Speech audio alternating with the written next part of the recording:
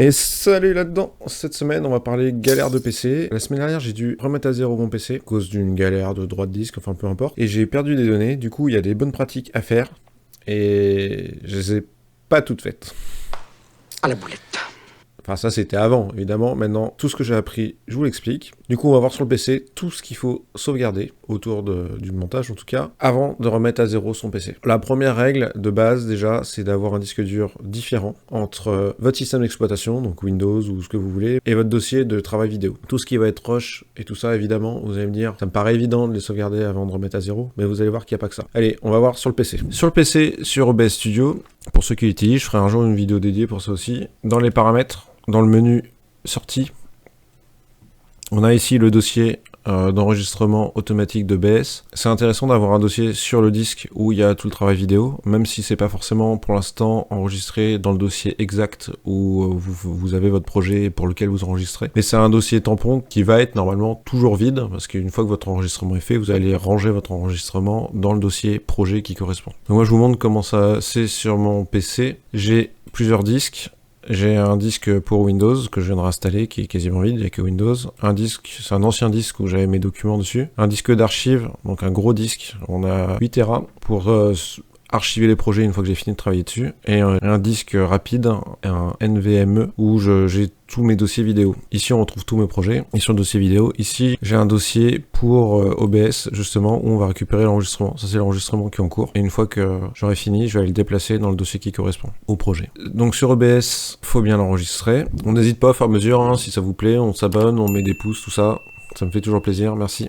Sur DaVinci maintenant, on va aller dans Préférences. Et dans enregistrer et charger, dans le menu utilisateur, enregistrer et charger, on va pouvoir choisir un dossier où on va voir les sauvegardes. Là sur ce dossier là, c'est pas la fin du monde si vous les gardez pas, parce que c'est que des sauvegardes en cas de raté sur votre travail, vous voulez revenir en arrière, mais ça permet de maîtriser la taille des sauvegardes et de voir le disque dur se remplir au fur et à mesure et de pouvoir supprimer les fichiers quand on n'en veut plus. Ça paraissait plutôt évident comme paramètre. Maintenant il y en a un qui l'est moins, c'est que par exemple tout à l'heure pour faire l'intro, j'ai utilisé Fairlight et j'ai enregistré le son directement dans DaVinci. Le truc c'est que ça là, cet enregistrement là, l'endroit où c'est enregistré c'est dans les paramètres du projet.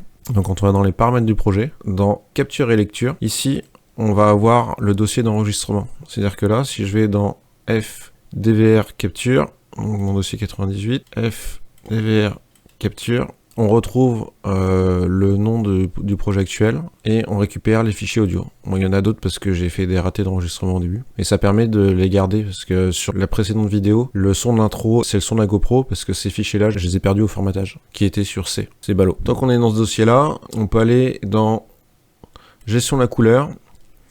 Et ici, si vous avez des luttes, alors moi j'en ai pas, ils sont enregistrés, donc on a un lien là, hein. Dans sélecteur de lutte, on a un lien pour ouvrir le dossier où sont rangées les luttes.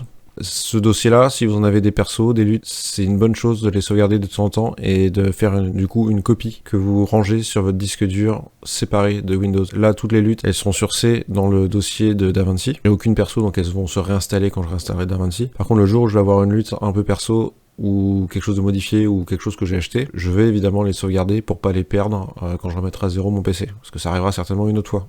Pour les paramètres du projet, pour éviter de les changer à chaque fois, moi ce que je fais, je vous ferai une vidéo dédiée pour ça aussi, c'est que sur l'organisation de mes projets, j'ai créé un dossier type avec tous les paramètres que je veux dedans, et à chaque fois que je crée un nouveau dossier, en fait je crée pas un nouveau dossier, je copie mon dossier type, et le fait de pouvoir le coller, je récupère tous ces paramètres là, ça évite d'avoir tout à refaire et d'oublier de le faire, et de me faire avoir sur un projet où j'ai pas modifié les paramètres comme il faut. Alors si vous avez suivi les dernières vidéos aussi, vous avez dû voir que je me suis fait des petites macros sur Fusion, dans les effets là, hop, qui sont par exemple là je me suis fait des fonds d'écran où j'ai fait les effets avec des zooms comme on a vu sur les dernières vidéos. Et pour pas les perdre, il faut aller ici dans template, un clic droite, montrer le dossier et sauvegarder tout ça.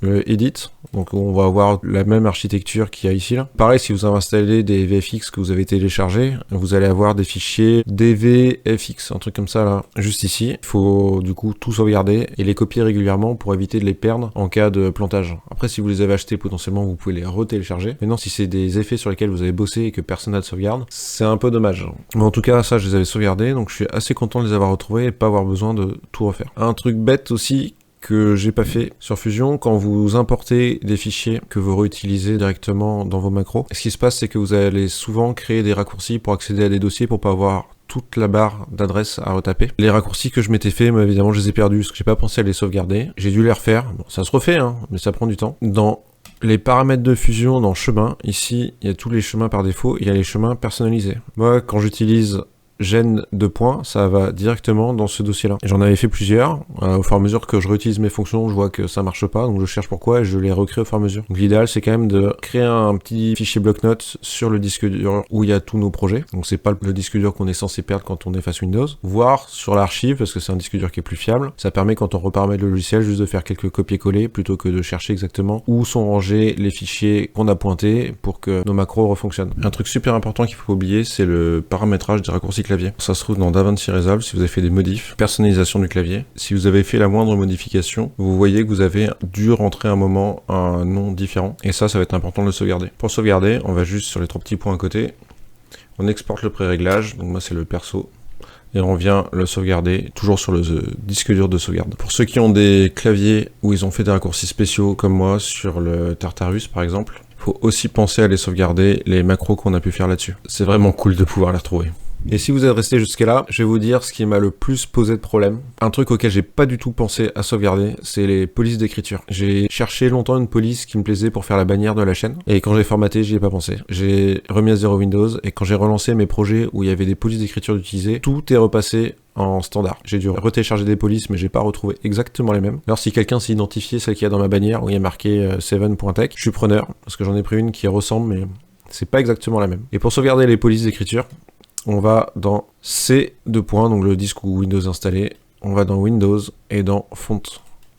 Et là, on fait un copier-coller, donc CTRL A, CTRL C et CTRL V dans un fichier de sauvegarde. Ça permet de garder toutes les polices que potentiellement vous avez utilisées. Alors oui, ça fait un gros dossier. Maintenant, si vous voulez sélectionner juste celles que vous utilisez, vous pouvez aussi. Personnellement, depuis que j'ai réinstallé et que j'ai retrouvé des polices qui me convenaient, j'ai tout sauvegardé. Pas de question, je garde tout. J'ai passé 2 ou 3 heures à essayer de retrouver la police que j'avais trouvée pour faire le titre de ma bannière. Impossible, j'ai dit maintenant je sauvegarde. J'espère que ça vous a plu et que ça vous a aidé. Je sais que c'est pas une vidéo fun à regarder parce que en général on pense à ça après avoir tout effacé. On se dit si j'avais su. Et ben moi vu que j'ai galéré, je vous le partage. Si t'as passé un bon moment et que mes vidéos te plaisent, je te mets une autre vidéo par là. Ou non par là, je crois que c'est par là. Sur comment automatiser les zooms. Il y en a 2, il y en a une sur les zooms travelling et une sur les zoom cut. N'hésite pas à aller voir ça, c'est assez sympa.